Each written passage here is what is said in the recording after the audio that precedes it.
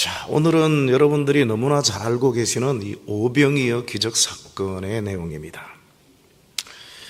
이 오병이어 기적 사건이 일어난 장소가 어디냐 하면 바로 이 갈릴리 바닷가 우측 상단에 보면 벳세다 평원이라고 되어 있습니다. 바로 저곳에서 일어난 상황입니다. 저기에 몇 사람이 모였냐 하면 남자만 5,000명이 모였습니다. 학자들의 얘기에 의하면 남녀노소 한 15,000명에서 2만 명 정도가 모여들었다라고 그렇게 추정을 합니다. 예수님이 가는 곳곳마다 기적을 행하시고 많은 능력을 베푸시고 말씀을 전하셨기 때문에 사람들이 벌떼같이 구름같이 모여들었는데요. 자, 저기 타원형으로 되어 있는 갈릴리 호수, 갈릴리 바닷가에 살고 있는 주민의 수가 그 당시에 얼마나 되는지 아십니까? 추정해서 12,000명이라고 합니다. 그런데 지금 예수님이 이 말씀을 전하실 때 모여든 사람들이 15,000명에서 2만 명 정도라고 가정했을 때 외지에서 온 사람 포함해서 이 갈릴리 호수 주변에 살고 있는 거의 모든 주민들이 예수님이 오셨다는 얘기를 듣고 말씀을 듣고 기적을 경험하러 이 자리에 모였다는 얘기입니다. 아마도 이 당시 이스라엘 도둑협회가 이 사실을 알았다면 모든 도둑들을 모아놓고 저기 가서 훔치자 아마 그랬을 법한 그런 상황입니다. 자, 이 오병이어 기적 사건은 마태, 마가, 누가, 요한 이 사복음서에 걸쳐서 모두 기록되어 있는 몇 안 되는 그런 본문인데요. 자, 마태, 마가, 누가 복음은 이렇게 얘기를 하고 있습니다. 너희가 먹을 것을 주라.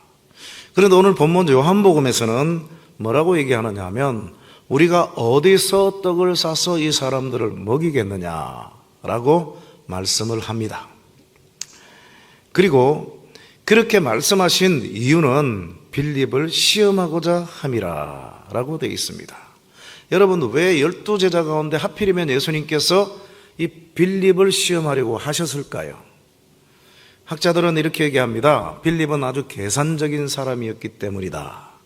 뭐 틀린 얘기가 아닙니다. 빌립은 아주 계산적인 사람이었어요. 그런데 이제 근본적인 이유는 이 벳세다 광야, 지금 예수님이 말씀을 전하고 있는 이 벳세다 광야가 누구의 고향이냐 하면 빌립의 고향입니다. 그래서 빌립은 이 동네에 숟가락이 몇 개고 어느 집에 어떤 사람들이 살고 있고 또 거기에 식당들이 몇 개나 되는지를 누구보다 잘 알고 있는 사람입니다. 뭐 그 당시에 뭐 식당이 우리처럼 있었겠어요? 주막처럼 뭐 몇 군데 있었겠죠. 그래서 그 동네 상황을 너무나 잘 알고 있는 빌립에게 예수님께서 물으신 겁니다. 이게 바로 벳세다 광야입니다. 아마 이 장소에서 말씀을 전하셨을 가능성이 많은데요. 제가 저 갈릴리 바닷가를 방문했을 때는 여기서 전투가 벌어져서 저는 여기에 못 가봤습니다. 멀찌감치서 보기만 했을 뿐이죠.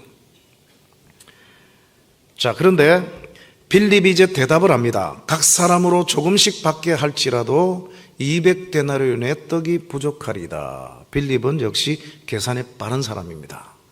그 많은 사람들, 이 많은 사람들을 먹이려면 얼마치의 돈이 필요할까? 계산이 금방 나와버려요.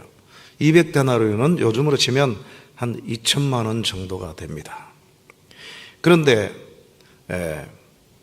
200데나리온의 떡이 부족하리다 라고 답을 합니다. 그런데 이 빌립의 반응만이 아니라 안드레의 반응도 나옵니다.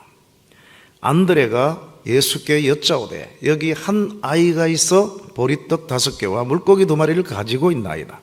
그러나 그것이 이 많은 사람들에게 얼마나 되겠사옵나이까.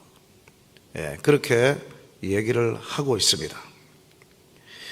자, 이 본문을 가지고 많은 설교자들이 설교를 하면서 세 종류의 사람으로 나누어서 설교를 합니다. 자, 첫 번째 종류의 사람, 어떤 사람이냐? 바로 빌립 같은 사람, 계산적인 사람. 그렇죠? 각 사람으로 조금씩 받게 할지라도 200데나리온의 떡이 부족하리다. 계산이 금방 나오는 사람입니다. 불가능하다는 거죠. 돈도 없죠. 돈이 있다 할지라도 식당이 없어요. 그 많은 무리들을 먹일 수 있는 식당이 전혀 없습니다. 근데 안드레는요, 두 번째 종류의 사람인데 작은 것을 활용하게 하는 사람이다. 자, 이 안드레도 오병이어를 가지고 나오면서 그러나 요것이 이 많은 사람에게 얼마나 되겠습니까? 하고 의심의 여지가 있는 발언을 합니다. 불신의 발언을 던지고 있어요. 그렇죠? 그런데 여기 한 아이가 있어 오병이어를 가지고 있나이다 해서 그것을 가지고 와서 예수님 손에 쥐어들여서 예수님으로 하여금 2만 명에 가까운 사람들을 먹이고도 12광절이 남게 하는 그런 수단으로 만들어 주었다는 겁니다. 비록 불신의 모습은 있었지만 그래도 요 작은 것 예수님의 손에 들리면 뭔가 이룰 수 있다 하는 그런 의미로서 가지고 와서 예수님으로 하여금 실제로 오병이어 기적을 행하도록 했다는 점에서 빌립보다는 훨씬 더 긍정적인 사람이다. 그래서 빌립은 우리가 절대로 배워서는 안 되는 사람, 그래도 안드레는 우리가 좀 뭔가 배울 건덕지가 있는 사람이다. 이렇게 얘기들을 합니다. 세 번째는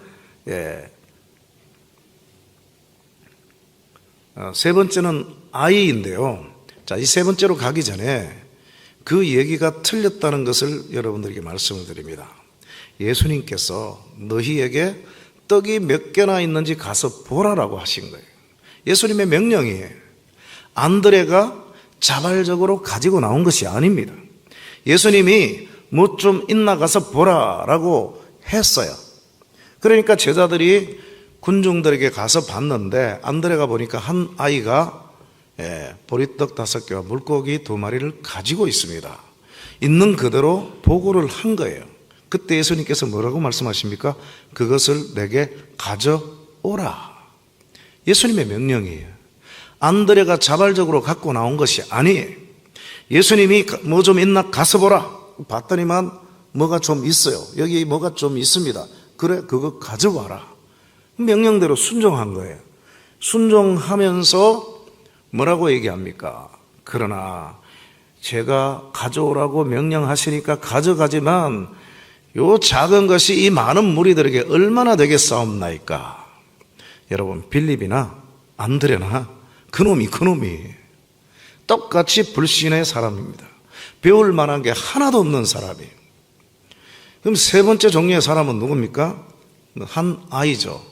양보하는 사람. 안 돼요. 이거 엄마 나 먹으라 그랬어요. 하고 거부하지 않았습니다. 자, 그런데요, 성경을 여러분들이 꼼꼼히 읽으셔야 돼요.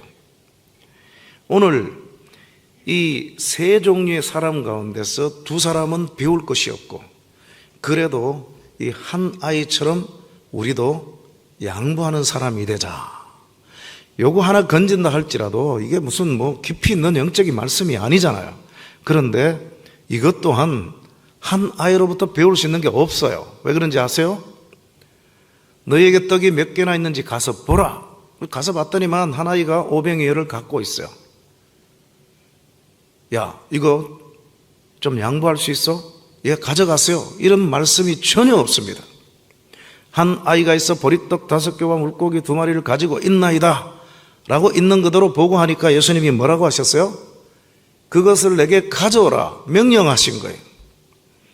아이가 양보한 게 아니에요. 물론 빼앗기지 않으려고 거부하진 않았어요. 그러나 적극적으로 여기 있습니다, 양보합니다, 갖고 가세요, 전혀 그런 얘기가 없습니다. 예수님이 보고를 듣고 그거 내게 가져오라, 그러니까 가져온 거예요. 이 아이에게서 배울 것은 하나도 없어요. 그렇다면 세 사람 중에 두 사람, 안드레와 이 한 아이로부터 배울 수 있다라고 많은 목회자들이 설교를 하는데 이 세 명에게서 하나도 배울 점이 없어요. 아이를 통해서 그나마 빼앗기지 않으려고 거부하지 않았다는 것은 좀 칭찬할 수 있지만, 여러분, 오늘 본문이 그 정도만 양보의 사람이 되자. 누구처럼? 하나이처럼 그 정도 말씀밖에 없겠습니까? 전혀 아닙니다. 자, 예수님의 제자들의 솔루션, 해결책은 뭐였어요? 문제에 집중하고 연약한 자기 자신들에게 집중했습니다. 우리 사람들은요, 아무리 믿는 사람이라 할지라도 문제를 만나면 그 문제에 집중해버려요. 그리고 그 문제를 해결할 수 없는 나 자신에게 집중합니다. 그래서 절망에 빠지죠. 의심, 염려, 근심, 걱정, 그리고 불신이 초래가 됩니다. 만일 오늘 제가 12명의 제자 중에 한 사람인데 예수님이 저에게 시험하셨다면, 저에게 물어보셨다면 아마도 저는 이렇게 대답했을 겁니다. 예수님의 해결책은 뭡니까? 라고 물었을 거예요. 제 해결책은, 예수님, 우리 힘으로는 불가능입니다. 돈도 없죠. 돈이 있어도 음식점이 없기 때문에 이 많은 사람들을 먹일 수가 없습니다. 불가능입니다. 그런데 예수님은 모든 불가능을 가능케 하셨잖아요. 기적을 행하셨잖아요. 예수님의 방법은 뭡니까? 라고 예수님의 해결책을 물어봤을 겁니다. 그러면 예수님은 어떤 방법을 사용하셨을까요? 무리를 명하여 잔디 위에 앉히시고 떡 5개와 물고기 2마리를 가지사 하늘을 우러러 축사하시고 떡을 떼어 제자들에게 주시매 제자들이 무리에게 주니. 하늘을 우러러. 그렇습니다. 오늘 설교의 제목이 뭡니까? 우리가 어디서 question mark, 정답은 어디에 나옵니까? 바로 여기에 나오죠. 하늘을 우러러. 여기에 정답이 있어요. 제자들은 이것을 몰랐어요. 불가능의 상황에 집중했습니다. 그리고 그 불가능을 해결할 수 없는 연약한 한계투성이에 자기들에게만 집중한 거예요. 그러나 예수님을 보세요. 예수님이 제자들을 시험하신 것은 몰라서 시험한 것이 아닙니다. 불가능한 상황이죠. 제자들 중에 누구도 이것을 해결할 방법이 없어요. 그런데 왜 테스트하셨습니까? 혹시라도 나와 같은 방법을 강구하는 사람이 있을까? 예수님의 방법은 첫째로 하나님께 집중했다는 겁니다. 여러분, 기도 응답을 가장 많이 받은 역사적인 인물 누구죠? 조지 밀러죠. 몇 번 응답 받았습니까? 5만 번 응답 받았다라고 많은 분들이 알고 있습니다. 상식이죠. 근데 저는 이 상식을 지금 계속 깨뜨려 나가고 있습니다. 제가 매년마다 뮬러의 고아원을 방문하거든요. 영국 브리스톨에 가서 제가 7월 첫 주에도 여기를 다녀왔습니다. 여기서 뮬러 목사님이 설교한 설교집을 가지고 와서 한국말로 번역해서 첫 번째 책이 나왔는데 그 책의 내용에 보면 이런 말씀이 나옵니다. 수천 번, 아니 수십만 번 저의 기도들이 응답되었습니다. 누구의 얘기입니까? 뮬러의 얘기예요. 뮬러의 설교 원고예요. 5만 번이 아니에요. 수십만 번 응답받았다. 여러분, 하나님은 직접 또 역사하시지만 사람을 통해서 역사를 많이 하세요. 저 같은 경우도 사람을 통해서 역사를 많이 해 주셨어요. 그래서 우리가 사람을 의지하고 사람과 타협하고 사람과 대화하고 당연히 필요합니다. 그런데 뮬러는 그 방법을 쓰지 않고 단 한 번도 사람을 의탁하지 않고 오직 기도실에 가서 기도만 합니다. 하나님에게만 집중했던 사람이었어요. 뮬러가 어릴 때 친구가 있는데요, 5명이 있습니다. 5명이 예수를 믿지 않는 사람이에요. 예수 믿고 교회에 오도록 기도했는데 3명은 응답이 됐어요. 그런데 2명은 아직 돌아오지 않았습니다. 계속 기도합니다. 그런데 뮬러가 교회에서 마지막 설교를 하는 날 우연히 그 중에 한 친구가 예배당에 들렀다가 뮬러의 설교를 듣고 회심을 합니다. 한 명 남았어요. 그 한 명이 주님 앞에 돌아오는 것, 한 명이 기도 응답되는 거 못 보고 뮬러는 세상을 떠났어요.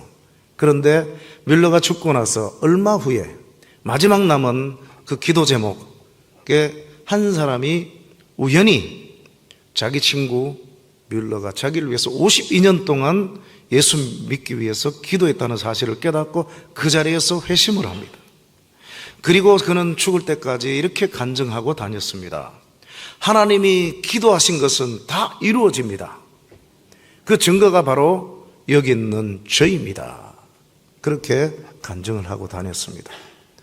여러분, 우리가 신앙생활 하다 보면 풀리지 않는 숙제들이 있습니다. 기도에도 응답이 없는 경우가 있죠. 아, 이거 하나님의 뜻이 아닌가 봐요 하고 내려놓을 때가 있습니다. 그런데 더도 말고 뮬러처럼 52년 동안 한번 기도해 보세요. 예, 그 기도가 응답되지 않는다 할지라도 여러분이 세상 떠나고 나서 뮬러처럼 이루어지는 역사도 있다는 사실 꼭 기억하시고 하나님께 집중하는 여러분 되시기를 바랍니다. 자, 뮬러가 활약하던 시기에 런던에, 뮬러는 좀 시골에 있었고요, 런던 시내에 당대 세계 최대의 교회를 사역하고 있는 목사님이 한 분 계셨어요. 설교의 황태자라는 그런 호칭을 받고 있는데 제가 이번에도 그 교회를 다녀왔습니다. 스펄전 목사님입니다. 찰스 스펄전 목사님. 20대 나이에 수만 명이 모이는 세계 최대의 교회를 담임을 했습니다. 근데 뮬러만 고아원을 하는 것이 아니라 다른 교회들도 고아원을 조금씩 운영을 했는데요. 스펄전 목사님 교회도 고아원이 있었어요. 근데 그 고아들 가운데서 한 사람이 어느 날 찾아와서 목사님, 저도 좀 돈을 벌어서 사업을 해서 목사님 사업을 돕고 또 고아들을 돕고 싶습니다. 300파운드만 주세요. 그래서 목사님이 기도하다가 300파운드. 그래서 친구 목사들에게 전화합니다. 3명에게 내가 가서 설교할 테니까 100파운드씩 사례금 주세요. 여러분, 세계 최고의 설교자가 와서 설교한다는데 알겠다고 약속을 합니다. 그래서 3번 설교를 하고 이제 300파운드가 모였어요. 그래서 하나님 앞에 기도합니다. 하나님, 이 300파운드로 저 친구가 사업을 해서 돈을 많이 벌게 해 주옵소서. 기도를 하는데 갑자기 하나님의 음성이 들려요. 그거 뮬러 갖다 줘. 그래서 나는 원래 하나님의 음성 잘 못 들어. 내가 헛소리 들은 거야. 또 기도합니다. 근데 하나님의 목소리가 또 들려요. 그거 뮬러 갖다 줘. 틀림없는 하나님의 음성이었어요. 그래서 화가 나서 뮬러 교회로 갔어. 고아원으로 갔습니다. 고아원에 가봤더니만 뮬러가 안 보여요. 이리저리 찾다가 보니까 촥 골방에서 기도 소리가 들려요. 그래서 문을 열고 들어가 봤더니만 뮬러가 거기서 깜깜한 데서 기도하고 있습니다. 뭐라고 기도하느냐? 하나님, 300파운드만 얼마나 화가 나는지 300파운드를 책상 위에 탁 던져놓으면서 300파운드 여기 있어! 그리고는 돌아옵니다. 돌아오면서 하나님 앞에 다짐합니다. 하나님, 저도 저 뮬러처럼 사람을 의지하지 않고 인간의 수단과 방법을 헤아리지 않고 오직 하나님만 의지하고 하나님께만 집중하겠습니다. 그런 계기가 됐다고 하는 겁니다. 뼈 빠지게 설교에서 300파운드 모아놨는데 누구는 300파운드만 300파운드만 기도하는데 하나님이 그 사람에게 갖다 주라 하니까 얼마나 화가 나고 약오르겠습니까? 여러분, 뮬러는 그런 사람이었습니다. 이분이 바로 스펄전 목사님이에요. 하나님께 집중한다는 거 여러분 꼭 기억하십시오. 여러분, 기도하다가 막힌 담이 있습니까? 풀리지 않는 숙제들이 있습니까? 그 문제에 집중하지 마세요. 문제에 집중하면 할수록 불가능이 늪에 허덕이고, 그리고 우리의 마음은 점점점 암울해지고 불가능의 단어만 떠오를 겁니다. 그럴 때 원망불평, 좌절절망에 빠질 수밖에 없습니다. 그런데 그럴 때 오늘 우리 주님처럼 그 불가능의 상황 속에서 인간의 힘으로는 불가능입니다. 그럴 때 오직 하나님만 쳐다보시고 하나님께만 집중하시고 하늘을 우러러 하나님 앞에 도움을 요청하시는 여러분 되시기를 주님의 이름으로 축원합니다. 하늘을 우러러, 그 다음 장면이 나옵니다. 하늘을 우러러 축사하시고. 그런데 이 축사하시고가요, 세 복음서에 있는 헬라어 단어와 오늘 본문 요한복음에 나오는 헬라어 단어가 다 각기 다릅니다. 마테마가 누가복음에는 율로게우라고 하는 단어가 사용되었습니다. 이것은 바로 찬양하다는 겁니다. 하늘을 우러러 찬양하시고, 찬양했다는 겁니다. 여러분, 이 찬양이 얼마나 힘 있는지 알 수 없습니다. 좀 전에도 우리가 찬양 불렀지만 하나님의 말씀 설교를 듣고 성경 공부를 하고 큐티를 묵상하는 것도 힘이 되지만 찬양할 때 또 큰 힘이 생기죠. 찬양의 위력. 저희 어머님이 코로나 터지기 전에 세상을 떠나셨는데요, 방학 때 제가 우리 집사람하고 아이들이 있는 시카고를 갔어요.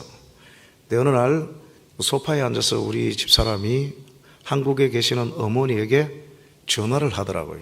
전화를 마치고 나서 뭐라 그래? 그랬더니만 우리 어머니는 기도 많이 하시는 분이에요.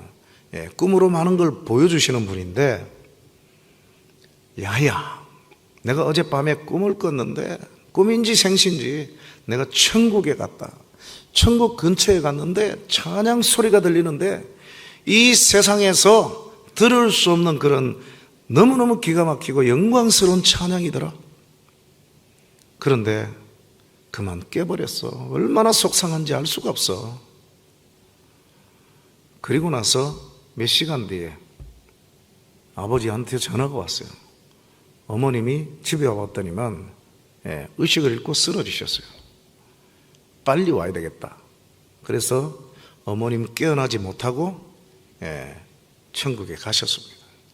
한국에 와서 장례를 지내고 다시 미국으로 돌아간 적이 있는데요, 하늘나라에서 찬양, 여러분 우리가 드리는 이 찬양도 좋지만 천국에서의 찬양은 이 찬양과는 좋게 비교할 수 없는 찬양일 겁니다.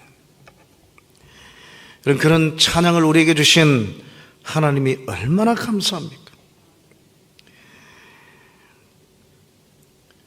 바울과 실라가요, 감옥에 들어가서 착고에 채였어요. 쇠사슬에 묶여 있습니다. 그런데 기도하고 하나님을 찬송하니까 갑자기 큰 지진이 일어나서 옥토가 움직이고 문이 다 열리고 그 차고 있던 쇠사슬이 자동적으로 풀려나게 된 거예요. 그래서 자유 몸이 되었습니다. 여러분, 이런 위기의 상황에, 이런 위험한 상황에 우리가 찬양을 부를 때 하나님이 역사하셔서 놀라운 기적의 역사를 베풀어 주신다는 사실을 기억하시기를 바랍니다. 여러분, 어떤 시골에 교회가 있는데요, 수요일마다 저녁 7시 30분 정각에 성가대 예배실, 2층 성가대 예배실에서 성가대 연습을 하게 되어 있습니다. 그런데 창설 이래로 지휘자까지 포함한 17명의 성가대원들 중에서 지각한 사람이 한 사람도 단 한 번도 없습니다. 한 번도. 7시 30분 이후에 온 사람이 없어요. 그런데 어느 날 성가대 연습 시간에 17명 모두가 각기 다른 이유로 지각할 확률이 몇 %가 되는지 아십니까? 학자들이 얘기하면 바로 10억 분의 1의 기적이라고 합니다. 있을 수 없는 일이죠. 한 명도 지각을 안 했어요, 지금까지. 성가대가 창설되고 나서 단 한 명도 지각한 적이 없는데, 단 한 번도. 17명 모두가 지각할 확률이 그건 0%에 가까운 거죠. 그런데요, 1950년 3월 1일 미국 웨스트사이드 침례교회에서 실제 이 사건이 일어났습니다. 이날 수요일 저녁에 2층 성가대실에서 7시 30분에 성가대 연습을 하기로 돼 있었는데 7시 30분까지 도착한 사람 한 사람도 없습니다. 있을 수 없는 일이 벌어진 거예요. 7시 40분 되니까 한 명씩 두 명씩 이제 도착을 했는데 몇 사람이 도착해 보니까 그들이 연습해야 될 2층 예배당이 사라져 버렸어요. 7시 30분 바로 5분 전에 1층에서 큰 폭발이 일어나갖고 1층, 2층이 다 날아가 버렸어요. 평소 같았으면 17명 모두가 즉사할 수밖에 없는 그런 상황이에요. 제가 이 사진을 찾는데 되게 오래 걸렸습니다. 이 교회에서 일어난 사건인데요. 자, 이렇게 폭삭 이렇게 되어버렸습니다. 성가대원들이, 앞서 온 성가대원들이 너무너무 감격스러워서 부둥켜 안고 눈물 흘리면서 하나님께 영광 돌리고 있는 바로 그 장면입니다. 이것이요, 신문에 실렸어요. 전 세계 신문에 실렸습니다. 각기 다른 이유로 어떤 사람은 시계를 잘못 맞춰놔갖고 지각해버린 거예요. 또 어떤 사람은 누구를 태워와야 되는데 그 사람이 또 시계 잘못 맞춰놔가지고 둘 다 지각한 거예요. 여기 보면 각기 다른 이유로 하나님이 지각을 시키신 거예요. 평소 같았으면 모두가 다 죽을 수밖에 없는 그런 상황인데 하나님이 살려주셨습니다. 신문에도 났습니다. 보세요. 폭발이 일어났다고. 그 근처에 창문들이 다 깨지고 또 방송국의 창문들이 깨지고 이런 일들이 막 여기에 기록이 되어 있습니다. 어떻게 이런 일이 벌어졌을까요? 그 성가대원들이 얼마나 하나님 앞에 신실했으면. 오늘 우리 은혜 장로교회도 성가대원들이 계시죠. 너무너무 막중한 사명입니다. 이 사명을 소홀하지 마시고 내 찬양 노래 솜씨만 갖고 찬양하지 마시고 일주일 동안 여러분이 찬양을 준비하셔야 돼요. 여러분이 준비된 인격으로 주일날 찬양을 올릴 때 하나님이 기뻐 받으십니다. 아벨의 제물처럼. 찬양이란 이렇게 위대한 겁니다.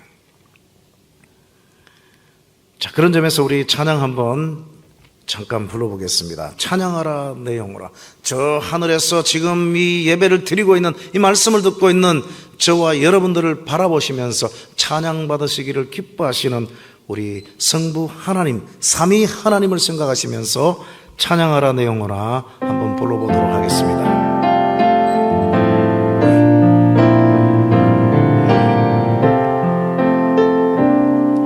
찬양하라 내 영혼아, 찬양하라 내 영혼아,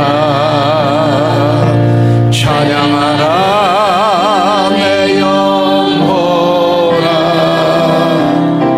온 마음과 정성 다하여 주 찬양.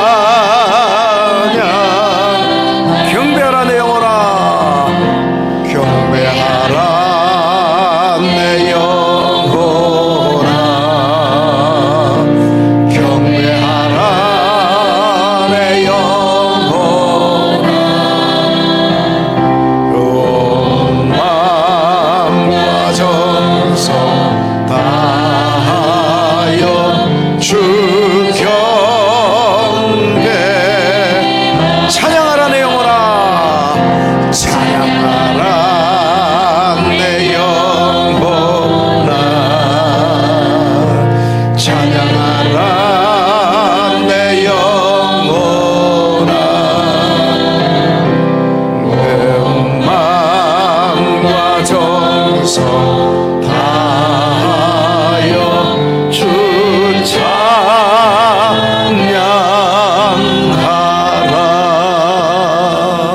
할렐루야. 찬양하기를 즐겨하시는 여러분 되시길 바랍니다. 우리 하나님도 인간 부모처럼 똑같이 칭찬받기를 좋아하시고 영광받기를 좋아하시고 찬양받기를 무지무지 좋아하시는 분이십니다. 우리 하나님을 저 높고 높은 곳에 계시는 창조주 하나님만으로 생각하지 마시고 여러분 정말 어린아이같이 순진한 그런 하나님으로 여러분들이 생각하시면 우리 하나님이 여러분 찬양하실 때 얼마나 하늘에서 기뻐하실지 그 모습 바라보시면서 날마다 찬양하시면 그 찬양이 더욱더 새롭고 의미 있는 찬양이 될 줄로 믿습니다. 이 찬양을 통하여서 어려운 일이 있을 때마다 그 찬양을 통하여서 기적을 돌파하는 여러분 되시기를 주님의 이름으로 축원합니다. 두 번째는 바로 이 감사하다는 겁니다. 율로게오가 아니라 유카리스테오라고 하는 그런 단어입니다. 그래서 예수께서 떡을 가져 찬양하신 후에, 그런데 요한복음에서는 예수께서 떡을 가져 감사하신 후에 앉아 있는 자들에게 나눠주시고 물고기도 그렇게 그들의 원더로 주시니라, 이렇게 되어 있습니다. 자, 감사의 힘, 이런 책들이 얼마나 많은지 몰라요. 세상에서 성공한 사람들이 참 많습니다. 그 성공의 비결을 조사해 보면 공통분모가 하나 있어요. 그들은 늘 불평하지 않고 원망하지 않고 땡큐, 감사를 많이 하는 사람이라고 하는 그런 공통점을 갖고 있습니다. 여러분, 회사의 한 그 건물 안에 있는 사람들, 가장 그 건물 안에 있는 사람들 가운데 월급을 가장 많이 받는 사람 조사를 해보면요, 감사 많이 하는 사람들이에요. 감사 많이 하는 사람. 여러분, 감사 많이 하는 사람이 되시기를 바랍니다. 캘리포니아 주립대학의 로버트 에몬스 교수님이 하신 얘기입니다. 성공한 사람들의 비결 첫 번째는 감사가 그냥 쏟아지는 사람들. 미국이 영적으로 많이 다운되고 있지만 미국 사람들은 건드리기만 하면 excuse me 또는 thank you라고 합니다. thank you가 그냥 입에 발려있는 사람들이에요. 그래서 하나님께서 저렇게 축복하시는 거예요. 예수를 안 믿는 사람이라 할지라도 감사를 하다 보면 하나님이 창조하신 우리의 정신과 우리의 육신은 뭔가 긍정적인 에너지가 나와서 나도 건강하고 건전하게 만들고 주변에 있는 사람들도 아주 선한 영향을 끼치는 사람이 됩니다. 이런 사람들이 리더십 있는 사람들이 되는 거예요. 많은 사람들을 지도하는 지도력 있는 사람들이 될 수밖에 없는 겁니다. 그래서 이 감사의 힘이란 것은 얼마나 소중한지, 세상에서 잘 나가는 사람들이 이렇게 책을 썼는데 거의 모두가 이 감사의 힘이라는 제목으로 그렇게 책을 쓰는 걸 봅니다. LA에 가면 제가 담임할 때는 없었던 교회예요. 제가 학위를 마치러 교회를 그만두고 다시 학문의 고향인 시카고로 간 이후에 개척을 해서 한 200명 되는 작은 교회인데요, 과거에 IT에 지진이 일어나서 많은 고아들이 생기고 또 집들이 무너지고 피해를 많이 봤습니다. 그때 우리나라 대한민국 정부가 100만 불을 후원금으로 보냈어요. 그런데 그 어느 주일날 이 교회에서 목사님이 우리도 지진 피해를 본 IT 사람들을 도웁시다 설교를 하고 나서 헌금을 했어요. 얼마가 나온지 아세요? 200명 교인들이 100만 불이 나왔습니다. 100만 불이면 10몇 억이죠. 우리 대한민국 정부가 후원한 금액과 똑같은 헌금액이 200명 교인들에게서 나왔습니다. 여러분, 놀랍지 않습니까? 그 교회 이름이 뭔지 아세요? LA 또 감사 교회입니다. 또 감사, 또 감사. 그냥 감사가 넘쳐나는 거예요. 넘쳐납니다. 이분이 우리 학교 한때 이사로 사역한 적이 있습니다. 감사는 이렇게 힘이 있습니다. 몽골에 어떤 선교사님이 개척을 했어요. 이 동네에 있는 사람들이 몇 사람이 교회를 출석을 했는데요, 그 중에 어떤 여자분이 계셨어요. 어느 날 하나님의 은혜가 너무너무 감사하다고 선교사님한테 하나님한테 바치는 거라고 뭐를 한 자루를 갖고 왔어요. 봤더니만 냄새가 지독해요. 뭔가 봤더니만 말똥 한 자루예요. 말똥. 소똥은 하시는데 말똥은 잘 못 보셨죠. 말똥 한 자루를 교회에 갖다 놨으니까 얼마나 냄새가 납니까? 그런데 이 말똥은 몽골에서 아주 소중한 자산이었어요. 이 말똥을 벽에다 바르면 난방 효과가 있고요. 또 불쏘시개로 떼기도 하고, 말똥 주우려고 동네 사람들이 이곳저곳을 헤맵니다. 경쟁이 치열합니다. 그래서 이 말똥 한 자루를 모으는 데는 시간이 많이 걸립니다. 엄청난 정성이 들어가야 돼요. 하나님이 주신 은혜에 감사해서 무엇으로 드릴고 돈이 없으니까, 드릴 게 없으니까 하나님 이거라도 받아주세요. 자기에게는 너무너무 소중한 거예요. 그래서 말똥 한 자루를 하나님 앞에 바친 거예요. 그러면 그날로부터 말똥을 또 수가로 막 이리저리 온 산을, 온 들판을 헤매야 됩니다. 그런데요, 말똥을 한 자루 교회에다가 탁 바치고 나서 그 다음날 아침부터 기적이 일어났어요. 아침에 일어나 보니까 자기 집 앞에 말똥들이 수북이 있는 거예요. 얼마나 감사합니까? 수고를 했죠. 그 다음날 아침에도 또 말똥들이 수두룩 있는 거예요. 그래서 그 다음날 아침에 이제 밤을 새우면서 지켜봤더니만 동네 말들이 하필이면 자기 집이 아니라 그 집에 와갖고 말똥을 다 놓는 거예요. 누구의 역사입니까? 하나님의 역사예요. 주스로 나갈 필요도 없이, 아마도 그 주인들이 알았다면 해초리로 때렸지 않겠습니까? 이놈들아, 왜 하필이면 그 집에 가서 말똥 누냐? 우리 집에 싸지. 그러지 않았겠어요? 별것 아닌 것 같은데요. 와, 우리 하나님은 이렇게 갚아주기를 즐겨하시는 하나님이세요. 여러분, 이런 비밀을 아는 사람들은 바치기를 너무너무 좋아합니다. 감사가 넘쳐나요. 말로만 감사가 아니라 행동으로 옮기는 그런 감사, 이걸 하나님이 그렇게 기뻐하시는 거예요. 우리가 생각할 땐 그 말똥이 별것 아닌 것 같지만 하나님 보셨을 때 과부의 2렙돈이나 마찬가지입니다. 그의 전 재산이나 마찬가지였어요. 그 교회 갖다 준다고 무슨 내다 팔아서 좀 헌금을 만들 수는 있겠지만 냄새 나잖아요. 그런데 우리 하나님이 너무너무 기뻐하셔서 동네 말들을 막 그냥 감동시켜 갖고 자기 집이 아니라 그 집 앞에 와서 똥을 싸도록 그렇게 인도하신 하나님. 와, 이 좋으신 하나님이 그 몽골 여자분의 하나님만이 아니라 오늘 이 대한민국, 이 은혜교회 살아가는 여러분의 하나님도 됨을 믿으시기 바랍니다. 우리는 땡큐 바이러스에 사로잡혀야 돼요. 여러분들은 만나는 누구에게나 땡큐 바이러스를 퍼뜨리는 여러분 되시길 바랍니다. 코로나 퍼뜨리면 큰일 나죠. 그러나 이 땡큐 바이러스는 여러분들끼리 퍼뜨리고 여러분 가정에 가서 여러분 자녀들, 여러분 남편, 그리고 직장에서 만나는 누구에게나 이 땡큐 바이러스를 퍼뜨림으로써 여러분뿐만 아니라 여러분을 만나는 모든 사람들이 감사로 충만하게 만드는, 감사를 유통시키는 하나님의 종들이 될 수 있기를 주님의 이름으로 축원합니다. 자, 나사로가 죽었어요. 사람을 보냈습니다. 나사로가 죽기 전에 사람을 보냈어요. 당신이 그렇게 사랑하는 나사로가 이제 죽어갑니다. 빨리 오세요.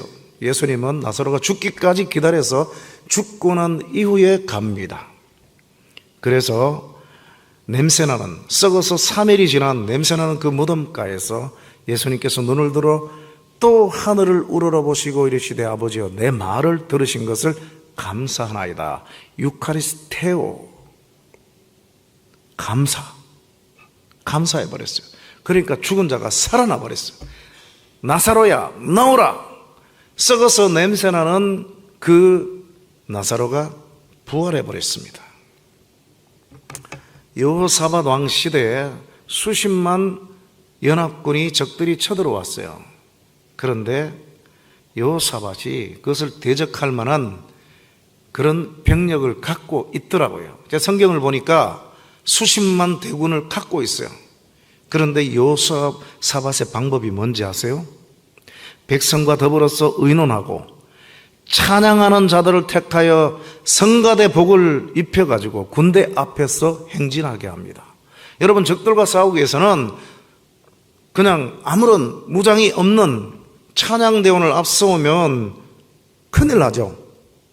총칼로 무장한 사람들을 앞서야 되지 않아요? 그런데 군대 앞에서 이 성가대 복을 입혀갖고 거기서 찬양하도록 합니다. 여호와를 찬양하여 이르기를 여호와께 감사하세 감사하세, 그의 인자하심이 영원하도다 하게 하였더니 그 노래와 찬송이 시작될 때 여호와께서 복병을 두어가지고 유다를 치러 온 암몬 자손과 모압과 세일산 연합군을 치게 하심으로 그들이 패해버렸습니다.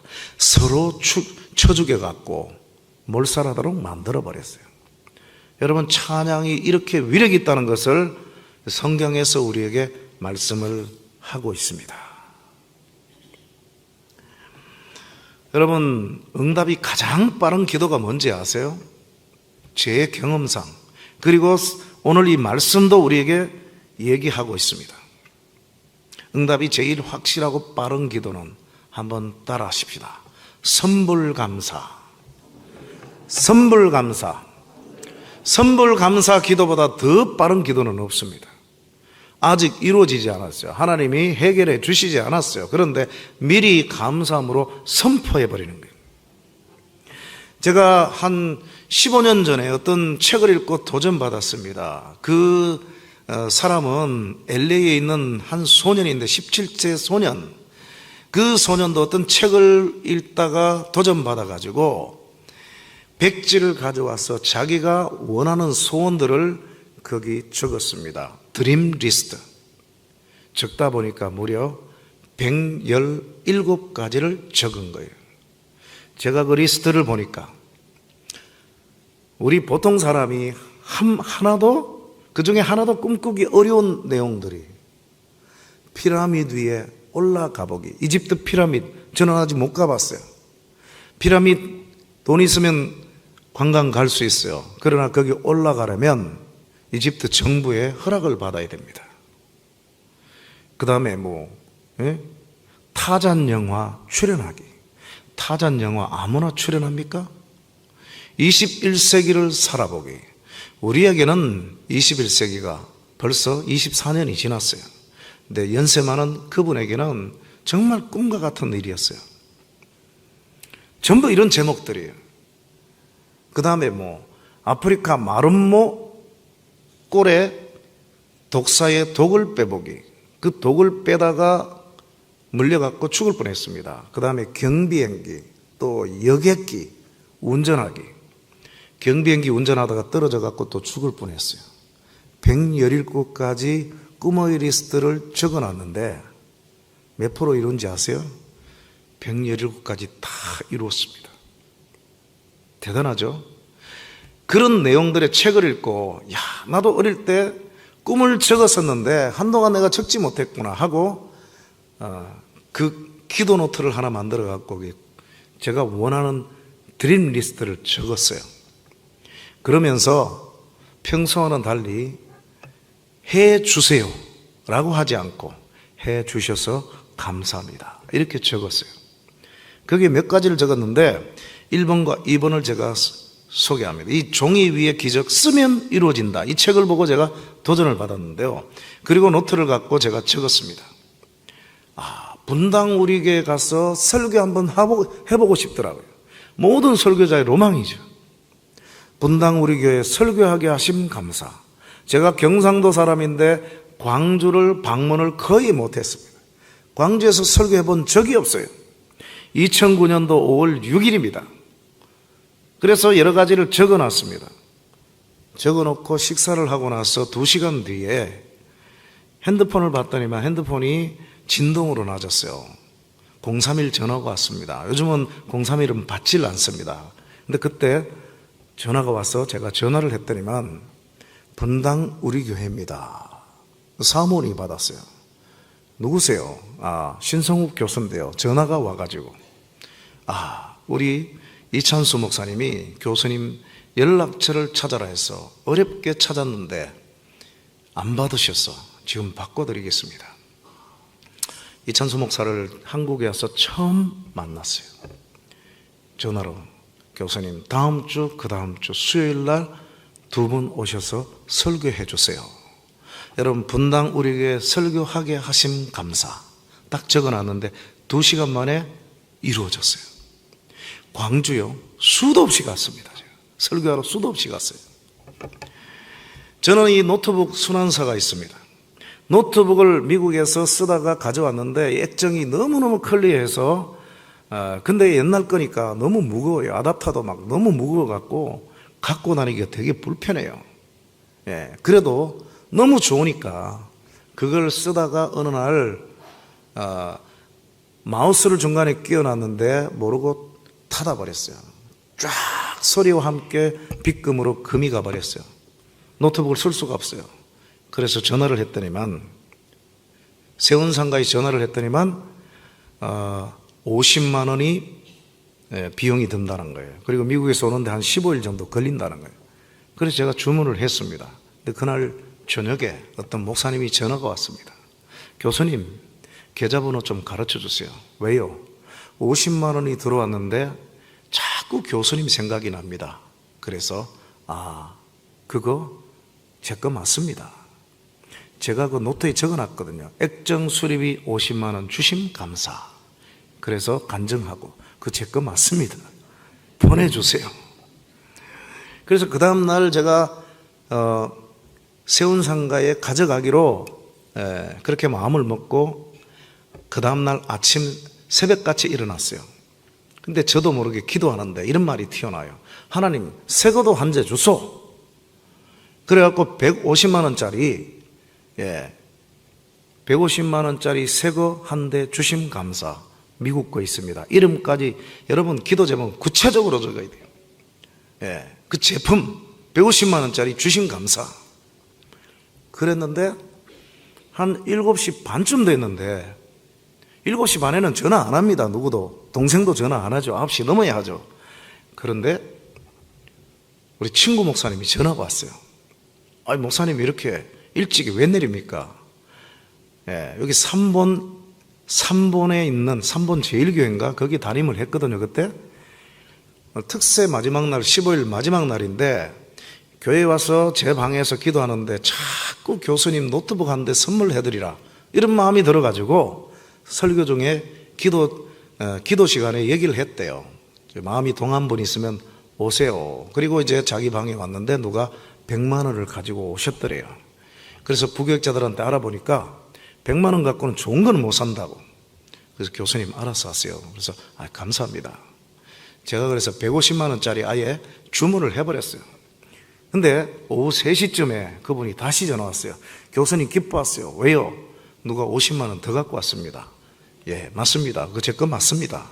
간증하고 그렇게 노트북을 한 대를 얻었고 액정 수리도 했고요. 천지를 했죠. 이 노트북 선환사가요 무려 9대입니다.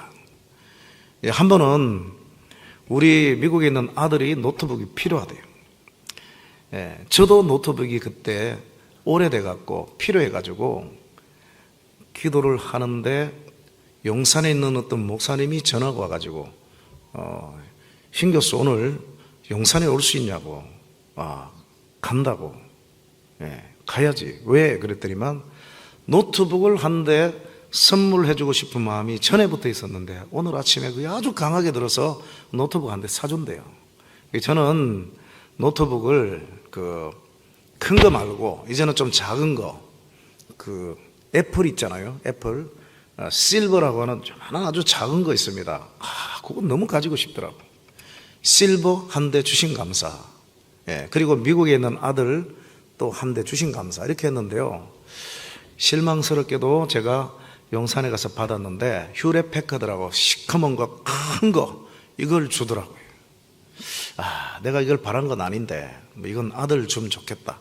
그랬는데 또 어떤 목사가 전화 와갖고 교수님 어디입니까? 용산에 왔는데 잘 됐습니다. 그럼 용산에 1시에 그 용산역 5층 전자상가에서 만납시다.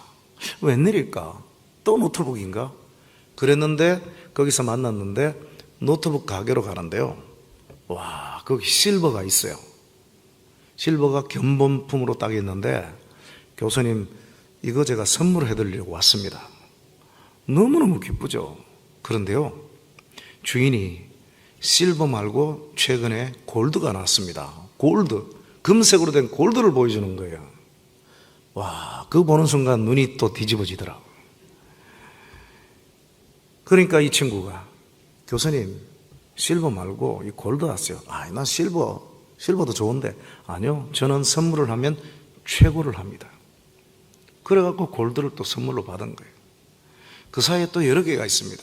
그런데 한 번은 우리 아이들이 코로나가 터져갖고 미국에서 이제 우리가 미국 못 가니까 한국으로 다 왔어요. 4명이 한국에서 이제 온라인으로 수업을 하는데 우리 둘째 딸이 컴퓨터 사이언스를 전공을 했는데 이게 너무 검소해갖고 노트북이 탁 누르면요 한참 있다가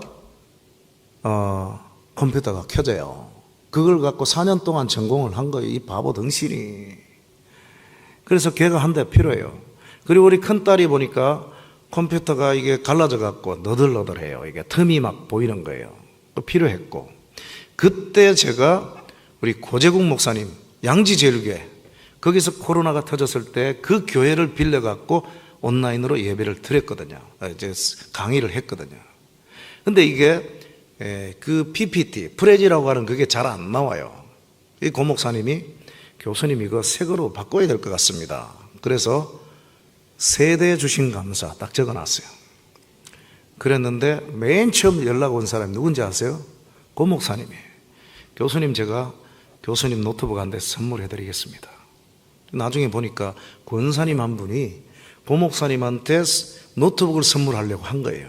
고 목사님이 우리 교수님 선물을 해드리면 좋겠다. 그래서 받은 게 어제 그 노트북입니다. 그리고 나서 또 제 제자 한 명이 그때가 제 생일 근처였거든요. 또 똑같은 노트북 삼성 거 가져왔어요. 2대가 해결됐죠. 한 대만 남았습니다. 근데 며칠 뒤에 제가 대구 서문교에서 사역을 했는데요. 저하고 친하게 지내던 권사님이 전화 와서 목사님 아이들이 미국 갔습니까? 아니요, 같이 있습니다. 그러면 한번 식사 같이 하세요. 목사님 거부하지 않으시죠? 예. 그 식사비를 준다고 계좌번호를 가르쳐 달라 그래서 저는 한 50만 원, 30만 원인 줄 알았는데 그 다음날 봤더니 200만 원이 들어온 거예요. 그래서 3대 다 해결됐어요. 그래서 9대. 여러분 기적 같은 일입니다. 종이 위에 쓰니까 감사를 미리 선포해버리니까 과거형으로 해서 감사를 선불로 드려버리니까 다 이루어지더라고요. 저 이거 간증하려면 수도 없이 많아요. 제 수업 들은 학생들한테 얘기해갖고 그 아이들이 또 경험한 그런 기적들 밤새도록 해도 다 못합니다. 우리 아이들이 여기서 9년 살다가 다시 하나님이 가라 해서 집사람이 아이들 4명 데리고 다시 떠났습니다. 떠나면서 이제 집을 정리를 해야죠. 그래서 집사람이 정리하다 보니까 기도 노트가 나온 거예요. 그 기도 노트를 봤더니만 한 30몇 가지가 있는데 넘치게 다 이루어진 거예요. 저한테 영향을 받아갖고 뭐뭐 주신 감사, 뭐뭐 주신 감사 했는데 저는 우리 딸이 공부를 잘했지만 제가 그렇게 잘한 줄은 몰랐어요. 근데 우리 집사람이 그 기도 노트에 이렇게 적었습니다. 큰딸 하버드 합격하게 하심 감사. 저는 이거 기도하지 않았거든요. 좋은 학교 갈 줄은 알았어요. 그런데 이거 이루어졌습니다. 그래서 이 졸업식 할 때 제가 찍은 사진입니다. 하버드를 졸업했습니다. 와, 다 이루어지네. 다 이루어지네. 정말 다 이루어지더라고요. 여러분 오늘 이 설교를 들은 여러분들은 집에 돌아가셔서 기도 감사 노트를 하나 마련하셔서 지금부터 적으세요. 적는데 그냥 여러분 그냥 인간적인 마음으로 그렇게 적지 마시고 하나님의 말씀을 읽고 기도하면서 성령이 감동시키는 것을 적으세요. 주세요 하지 마시고 주셔서 감사합니다. 하나님이 그 모습 지켜보셨으면 어떻게 생각하시겠어요? 어랍쇼? 이놈이 주지도 않았는데 벌써 감사를 선포하네. 빨리 이루어져야지. 여러분이 부모라면 그러지 않겠습니까? 아이 일기장을 봤는데 용돈 5만 원 주신 감사 안 줬는데 그럼 당장 불러갖고 저는 줄 거예요. 얼마나 기특합니까? 그래 계속 그렇게 살아라. 그러지 않겠습니까? 여러분 감사를 미리 선포하고 하나님 앞에 기도하시면 놀라운 기적의 역사가 일어날 줄로 믿습니다. 오늘 설교의 제목이 뭡니까? 우리가 어디서 떡을 사서 이 사람들을 먹이겠느냐? 거기에 대한 정답은 바로 여기에 있습니다. 우리 한번 같이 읽어보겠습니다. 시작. 하늘을 우러러 축사하시고 하늘을 우러러 찬양하시고 하늘을 우러러 감사하시고 하나님께 집중하고 하나님께 찬양하고 하나님께 선불 감사로 영광 돌렸을 때 오병이어 기적이 일어나고 나사로야 나오라 라고 선포했을 때 죽어서 썩어 냄새나는 나사로가 죽었다가 다시 살아났습니다. 이런 위대한 기적의 역사들이 감사를 통하여 찬양을 통하여 하나님께 집중함을 통하여 여러분도 날마다 경험하고 사시는 성도들이 되시기를 주님의 이름으로 축원합니다. 축원합니다.